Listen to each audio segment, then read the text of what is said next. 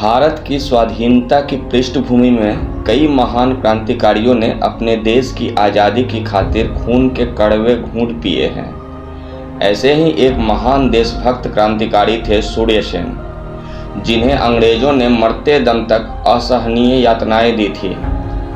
अविभाजित बंगाल के चटगांव यानी चिट्टागांव अब बांग्लादेश में है। स्वाधीनता आंदोलन के अमर नायक बने सूर्य सेन उर्फ सूर्य सेन का जन्म 22 मार्च 1894 को हुआ था। क्रांतिकारी एवं स्वतंत्रता सेनानी सूर्य सेन को द हीरो ऑफ चिट्टागांव के नाम से भी जाना जाता है।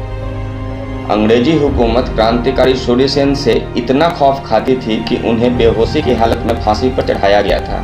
ब्रिटिश तानाशाही की अमानवीय बर्बरता और क्रूरता की हद तब देखी गई जब सूर्य सेन को फांसी के फंदे पर लटकाया जा रहा था।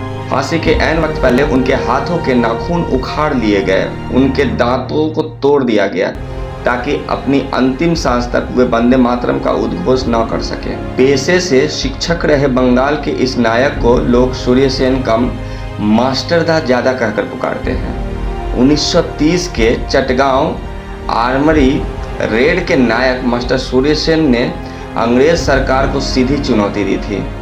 उन्होंने अपने साथियों के साथ मिलकर चटगांव को अंग्रेजी हुकूमत के शासन के दायरे से बाहर कर लिया था और भारतीय ध्वज को फहराया था।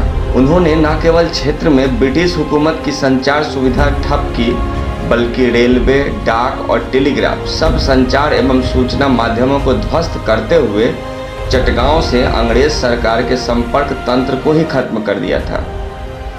सूर्य सेन की प्रारंभिक शिक्षा दीक्षा चटगांव में ही हुई थी। इनके पिता राम निरंजन भी चटगांव के नोआपाड़ा इलाके में एक शिक्षक थे। 22 वर्ष के सूर्य सेन जब इंटरमीडिएट के विद्यार्थी थे तभी अपने एक शिक्षक की प्रेरणा से वह बंगाल की प्रमुख क्रांतिकारी संस्था अनुशीलन समिति के सदस्य बन गए। इसके बाद उन्होंने बहरामपुर कॉलेज में बीए कोर्स में दाखिला ले लिया। यहीं वे प्रसिद्ध क्रांतिकारी संगठन युगांतर से जुड़े।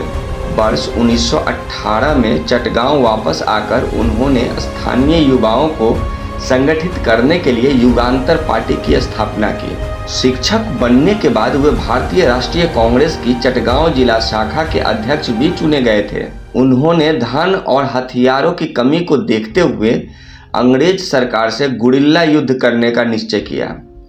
उन्होंने दिन दहाड़े 23 दिसंबर 1923 को चटगांव में असम बंगाल रेलवे की ट्रेजरी ऑफिस को लूटा, किंतु उन्हें सबसे बड़ी सफलता चटगांव आर्मरी रेड के रूप में मिली, जिसने अंग्रेजी सरकार को झकझोर दिया था। मास्टरदा ने युवाओं को संगठित कर इंडियन रिपब्लिकन आर्मी नामक संगठन खड़ा किया। 18 अप्रैल 1930 को सैनिक वस्त्रों में इन युवाओं ने नेतृत्व के 2 दल बनाए। इन्होंने चटगांव के सहायक सैनिक शस्त्रागार पर कब्जा कर लिया, किंतु दुर्भाग्यवश उन्हें बंदूकें तो मिली किंतु उनकी गोलियां नहीं मिल सकी।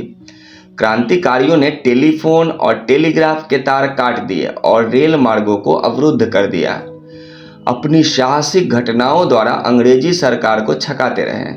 1930 से 1932 के बीच 22 अंग्रेजी अधिकारी और उनके लगभग 220 सहायकों की हत्या की गई। इस दौरान मास्टर सूर्य सेन ने अनेक संकट झेले। अंग्रेज सरकार ने सूर्य सेन पर 10,000 रुपए का इनाम भी घोषित कर दिया था।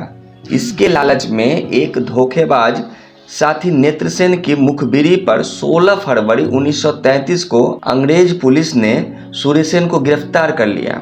12 जनवरी 1934 को चटगांव सेंट्रल जेल में सूर्य सेन को साथी तारकेश्वर के साथ फांसी की सजा दी गई, लेकिन फांसी से पूर्व उन्हें कई अमानवीय यातनाएं दी गई। ब्रिटिश हुकूमत की क्रूरता और अपमान की पराकाष्ठा यह थी कि उनकी मृतदेह को भी धातु के बक्से में बंद करके बंगाल की खाड़ी में फेंक दिया गया। आज़ादी के बाद चटगांव सेंट्रल जेल के उस फांसी के तख्त को बांग्लादेश सरकार ने मास्टर सूर्य सेन स्मारक घोषित किया था। मास्टर सूर्य सेन ने फांसी से एक दिन पूर्व 11 जनवरी 1934 को अपने एक मित्र को अंतिम पत्र लिखा था। इसमें उन्होंने लिखा था, मृत्यु मेरा द्वार खटखटा रही है, मेरा मन अनंत की ओर बह रहा है। मेरे लिए यह वह पल है जब मैं मृत्यु को अपने परम मित्र के रूप में अंगीकार करूं। इस सौभाग्यशाली, पवित्र और निर्णायक पल में मैं तुम सब के लिए क्या छोड़कर जा रहा हूं? सिर्फ एक चीज, मेरा स्वप्न, मेरा सुनहरा स्वप्न, स्वतंत्र भारत का स्वप्न। प्रिय मित्रों, आगे बढ़ो और कभी अपने कदम पीछे मत खींचना। उठो और कभी निराश मत होना। सफलता अवश्य मिलेगी।